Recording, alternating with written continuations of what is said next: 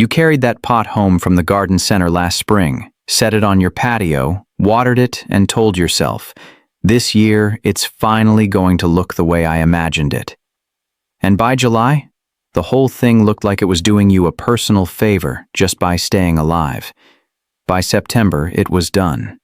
And then you put the pot away, told yourself you just aren't a container person, and went back inside. Here's what I want you to hear before we go any further. It was never your fault. Not once. The plants you were sold were engineered to look beautiful on a garden center shelf under a plastic tag. They were never, not once, designed to thrive in a pot through a full season with minimal attention. The garden center will never tell you that. You know why? Because every plant you replace is another sale. Their business depends on your containers looking good for about 6 weeks and then struggling. That's not a coincidence. That's a system. Today, that ends. I'm giving you 15 true perennials. Plants that were built by nature to live in a container, survive your neglect, handle your weather, and then come back next year without you doing a single thing. No replanting. No replacing. No money wasted. Plant number 11 on this list is the one I get messages about every single week. It handles deep shade, droughts, and 3 weeks of no watering without flinching. Don't skip ahead. You'll want the context when we get there. Today's list is built specifically for busy, forgetful, real-life container gardeners, people who want a patio or balcony that looks intentional and alive without turning gardening into a part-time job. Every plant on this list is a true perennial. That means you plant it once, it comes back every year, and each season it gets more established, more beautiful, and more forgiving. Not less. If this kind of no-nonsense practical container content is what you've been looking for, hit subscribe right now. Every week this channel delivers exactly this. No filler, no fluff, just what actually works. Plant number 11 alone is worth staying for. Let's get into it. Plant 1. Astilbe. Astilbe X Arenzi. Feathery plumes in white, pink, red, or deep burgundy that rise above bronze-green foliage. In a container, a mature astilbe produces an almost architectural display that looks designed, not planted. Core superpower. Thrives in part shade to full shade, the exact condition that kills most container plants instantly. USDA zones 3 to 9. Insider tip. Most gardeners water astilbe once a week and wonder why it fades. In a pot, it wants consistent moisture. Set a saucer underneath in summer. One honest caveat: don't plant it in full sun. It will let you know.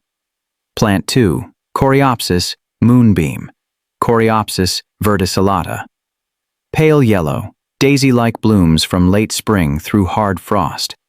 Feathery, fine-textured foliage that won't swallow a small container. One of the longest blooming perennials in existence for a pot. Core superpower. Drought tolerance combined with non-stop flowering. The combination that defines a lazy gardener's dream. USDA zones 3 to 9. Insider tip. Moonbeam blooms more consistently with almost no fertilizer. Rich soil causes it to put all its energy into leaves. One honest caveat: it needs at least 6 hours of sun, no compromises. Plant 3, Heuchera, Palace Purple, or Caramel. Bold, ruffled foliage in colors from deep burgundy to burnt orange to lime green. Even without flowers, a single Heuchera in a container commands attention. Delicate white or pink flower wands emerge in early summer. Core superpower. Pure foliage interest through an entire season. It looks stunning even when nothing else is blooming. USDA zones 4 to 9. Insider tip. Heuchera is the plant most often sold as an annual in garden centers because people plant it wrong. Keep it out of harsh afternoon sun in hot climates, and it will return reliably for years. One honest caveat: it needs excellent drainage in a pot, or the crown will rot. Plant 4. Echinacea purpurea. The classic purple coneflower, orange-centered reflexed petals on sturdy upright stems.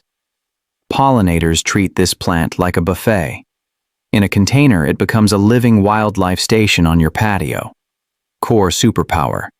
Deep taproot makes it one of the most drought-resistant perennials in existence. USDA zones 3 to 9. Insider tip. Leave the seed heads standing in fall.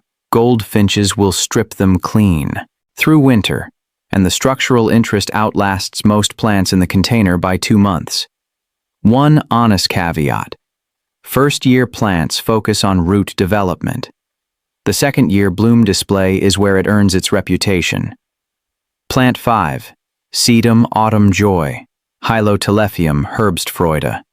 Dusty rose flower heads that deepen to copper bronze in autumn and remain on the plant through winter as structural dried sculptures. Thick, succulent-like foliage that stores its own water supply. Core superpower requires almost nothing. No deadheading, minimal watering once established, and it looks intentional in all 4 seasons. USDA zones 3 to 9. Insider tip. Sedum autumn. Joy is so drought-tolerant that overwatering is its only real enemy. In a container, make sure you're planting in a mix with strong drainage. One honest caveat. Slugs find it in wet springs. A ring of coarse grit around the base solves this entirely. Plant 6. Salvia nemorosa, caradonna. Deep violet-purple flower spikes on near-black stems. One of the most striking color combinations in the perennial world, and it fits beautifully in a container. First bloom in early summer, reblooms in late summer if cut back by half. Core superpower. Deer-resistant, drought-tolerant, and a magnet for bumblebees and hummingbirds. USDA zones 4 to 8. Insider tip. After the first flush of bloom, cut the entire plant back by half. Within 3 weeks, you have a second flush. Most gardeners skip this step and get 1 season of color. You'll get 2. One honest caveat. It must have full sun. Partial shade produces floppy, sparse growth. Plant 7. Campanula carpatica, Carpathian bellflower. Low, mounding habit with upward-facing blue or white cup-shaped blooms from late spring through midsummer. Perfect front-of-container scale. It won't overpower companion plants. Core superpower. Consistent performance in containers even with periodic neglect, and it multiplies slowly into a tighter, more floriferous clump each season. USDA zones 3 to 8. Insider tip. Campanula carpatica is the most undersold perennial in the garden center, typically outsold 20 to 1 by its invasive cousin Campanula persicifolia. Make sure you're buying the right species. Carpatica stays compact, persicifolia runs. One honest caveat. Deadhead regularly for maximum bloom period. Plant 8. Agastache blue fortune, anise hyssop. Tall, dense spikes of soft blue-purple flowers from midsummer to frost. The foliage carries a light anise fragrance that makes a patio genuinely pleasant to sit near. Butterflies, bees, and hummingbirds are drawn to it from remarkable distances. Core superpower. Exceptional heat and drought tolerance combined with pollinator magnetism. It actively improves your outdoor experience while requiring almost nothing. USDA zones 5 to 9. Insider tip. This plant was developed by the Chicago Botanic Garden specifically for heat and humidity tolerance in the Midwest, which means it performs in conditions most blue-flowered perennials collapse under. One honest caveat. It wants full sun and resents heavy, wet soil. You've just built the foundation of a container garden that doesn't ask anything from you.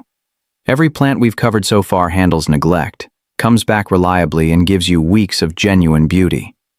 The next 7 plants are where this list gets really interesting. We're covering the ones that handle extreme shade, full season color with near zero water, and the one plant I mentioned at the start, number 11, that I personally have never seen fail in a container. Not once. Do not click away. Plant 9. Catmint. Nepeta x Fasani, Walker's Low. Billowing, silver-green mounds smothered in lavender-blue flowers from late spring through fall.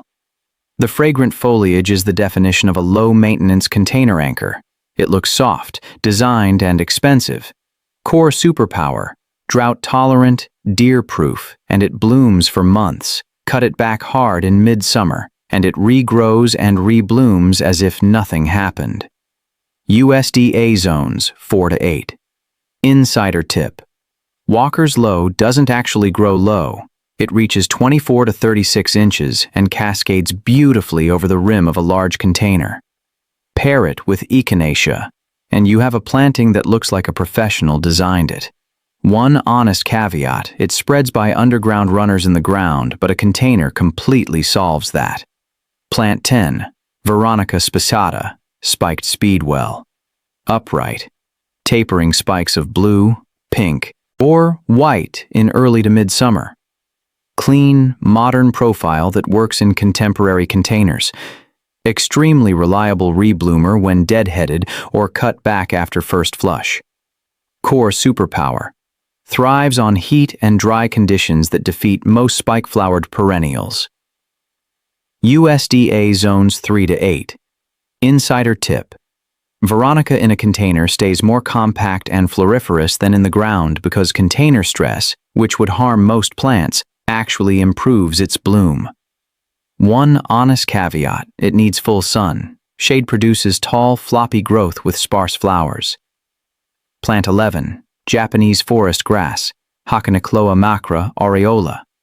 This is the one. Cascading bamboo-like blades striped in gold and green that move in the slightest breeze and light up a shaded patio in a way no flower can replicate. In a deep shade spot where every other plant gives up, this grass thrives. Core superpower. This is the premier shade-tolerant ornamental grass for container planting. It handles the deep, dry shade under an overhang or covered porch that makes most plants fail immediately. USDA zones 5 to 9. Insider tip. Hakanakloa is slow to establish in its first year. Do not judge it until year 2, when it fills and cascades and becomes one of those plants that stops people in their tracks. I have had gardeners message me after receiving questions from their neighbors about it. One honest caveat. It wants consistent moisture in a container. The one thing you'll need to monitor. Plant 12, Armeria maritima, sea thrift, round, globe-shaped blooms in deep pink or white, held on wire-thin stems above dense grass-like foliage. Compact enough for the edge of any container, and it blooms in late spring when most perennials are still deciding whether to wake up. Core superpower.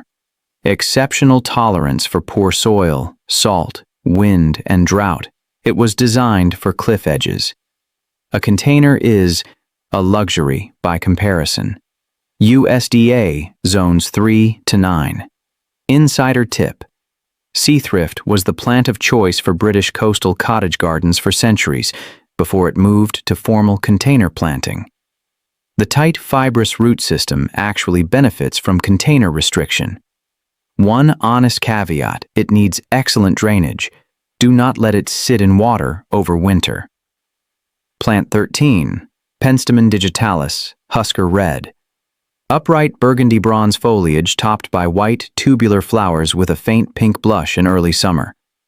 Dramatic, architectural, and entirely deer-resistant. Hummingbirds find it without any help from you. Core superpower. One of the most adaptable native perennials for container culture. It handles heat, cold, dry spells, and heavy rain without losing composure. USDA zones 3 to 8. Insider tip. This plant earned the Perennial Plant of the Year designation in 1996 and has quietly outperformed almost everything planted next to it ever since. Most gardeners discover it by accident and then plant it everywhere. One honest caveat, deadhead promptly if you want extended bloom rather than self-seeding. Plant 14, Creeping Phlox, Phlox subulata. A sheet of bright color, pink, white, or purple, in early to mid-spring that completely obscures the container surface and cascades over the rim like a living curtain. Before it blooms, the dense evergreen mat holds container structure through winter. Core superpower. It performs in spring when almost nothing else is blooming, and the evergreen foliage earns its place in the container through all 4 seasons. USDA zones 3 to 9. Insider tip. After bloom, give it a light trim, not hard pruning, just shaping, and it develops a tighter, fuller habit that improves every year. One honest caveat: it needs full to partial sun. Deep shade produces leggy growth and sparse bloom. Plant 15. Hellebore, Helleborus X hybridus. I saved this one for last on purpose. Hellebores are the plant this entire video was really building toward. Nodding, cup-shaped blooms in every color from pure white through deep plum black, with spotted, picotee, and double forms that look like botanical illustrations come to life. The flowers emerge in late winter and early spring, sometimes through snow, when every other plant in your container is dormant and your patio looks empty. Core superpower. Deep shade tolerance, deer resistance, and late winter bloom combined. There is no other perennial that does all 3 simultaneously with this degree of reliability. USDA zones 4 to 9. Insider tip. Hellebores were used medicinally in ancient Greece. The plant has been part of human gardens for over 2,000 years because it is genuinely extraordinary. In a container, the drainage and soil warmth they receive extends the bloom season by weeks. A single established clump in a large container planted near a doorway will become the single most commented on element of your outdoor space. One honest caveat: they establish slowly. In the first year, you are watching them settle in. By year 3, you are watching neighbors slow their cars down to look. Here's your complete container perennial toolkit. For shade: astilbe, heuchera, Japanese forest grass, hellebore.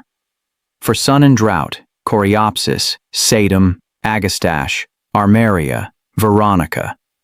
For pollinators and wildlife: echinacea, salvia, catmint, penstemon. For 4-season structure: creeping phlox, sedum, heuchera, hellebore. 15 plants. Plant them once. They come back every year, more beautiful than the last. Here is what I want you to picture. It is a Saturday morning next May. You step outside, coffee in hand, and every single container on your patio is already awake. Color, structure, life. And you didn't do a single thing to earn it since last fall. That's not a dream. That's just what the right plants do. You don't need a green thumb. You don't need a gardening gene. You never did. You just needed to stop growing the wrong things. Pick 3 from this list. Just 3. Give them a container, give them the right light conditions, and then leave them alone. That's the whole method. You'll be back here next spring wondering why you waited as long as you did. If this is the kind of content you've been looking for, practical, honest, built for real gardeners, hit subscribe right now. Every single week this channel delivers exactly this. No sponsored products, no filler, just what actually works in a real container in a real yard. And I want to know, which of these 15 are you planting first? Drop your answer in the comments below. I read every single comment and I use your locations and feedback to decide what we cover next. Now go get your hands a little dirty. You've got everything you need.